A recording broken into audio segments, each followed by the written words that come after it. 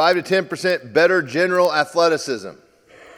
Write that down. 5 to 10% better general athleticism. You need to move better. That's what we just spent hopefully, the last hour with down there. Learning to move better. Change directions faster. Better movers make better athletes. Better athletes make better pitchers. This is the number one thing most people miss when they come to a boot camp. They get all this stuff, and I understand it. I'm not beating people up with this. I totally understand it. You see the video analysis, and he has forearm fly out, and he doesn't use his glutes very well, and he needs to learn the drop in two, and he needs to do the torque, and use the ball and the connection ball and the two. I get that. That can be so consuming, and that's always good. And most people get that. What they failed to get was all the other stuff that they could do that we show them on the day 3, which is be explosive with the wall drill and that stuff. This is what makes you, the little things that make all the difference. Number 3, 10% better arm care, arm prep, pre and post. So what is your favorite arm care process? I hope one of my favorite players I've ever had, I'm coaching now. His name is Lance McCullers. And Lance McCullers is an Astro. Lance McCullers is making his way back. And Lance McCullers has been here since October on his way back. He's had Tommy John. He's also strained UCL second time, right? And he's making his way back.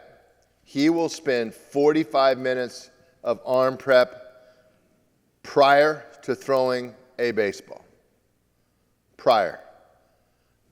Something about when you get hurt, you kind of figure that out. You're like, whoo, I got to take better care of myself. You want to take somebody that really takes care of their throat and their vocal cords, just talk to somebody that's a really good singer, right?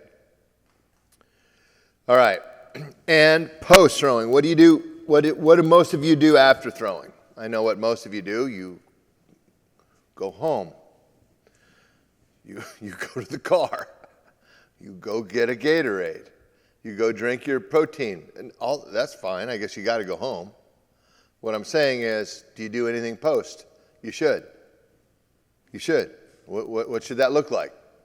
If you don't know, ask your DuraThrow coordinator, DuraThrow coach, and they'll help you with that.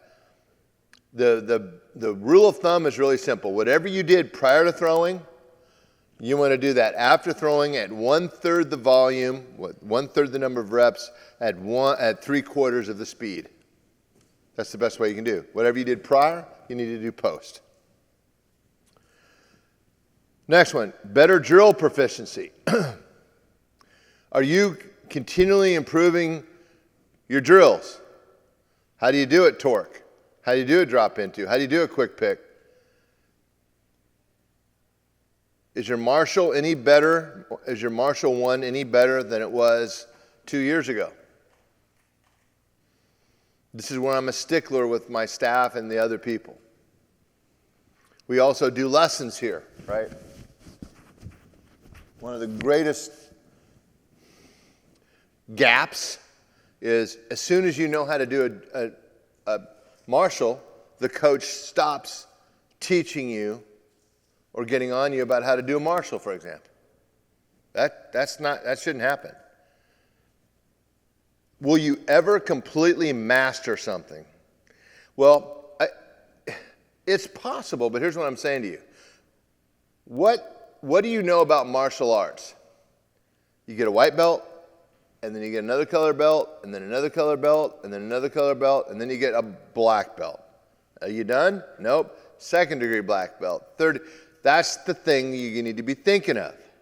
So if I said Marshall 1, are you a white belt? A yellow belt, green belt, red belt, brown belt, black belt, 3rd degree black belt? You shouldn't be a white belt for very long, right? I'm not expecting all of you to be black belts. I expect you all on the way to being a black belt.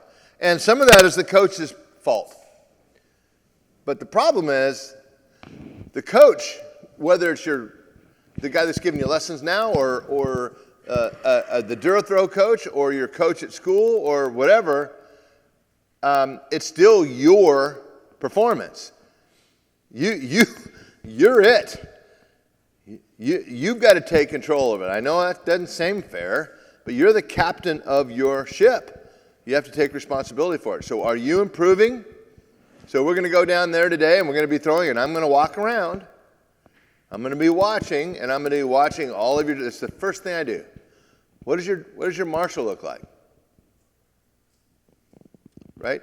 Now, some of you guys, it's just normal. You want to do the martial good enough that you don't stand out, that somebody doesn't go, "Oh God, what's that?"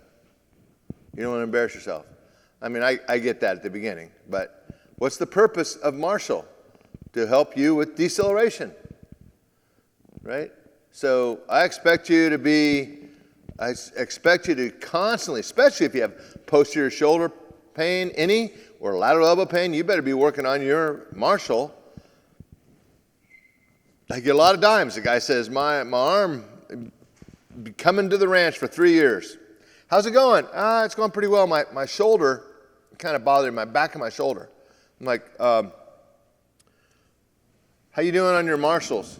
Oh, I don't do those much anymore. They're lucky they're over computer, because I would strangle them. Right? I would just jump across a desk and put my hands around and choke them. Like, do you not know what the purpose of this is? Right? Of course. Did you just forget?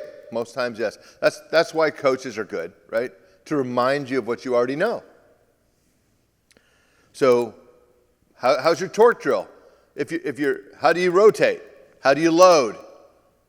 How do you unload? How's your arm health?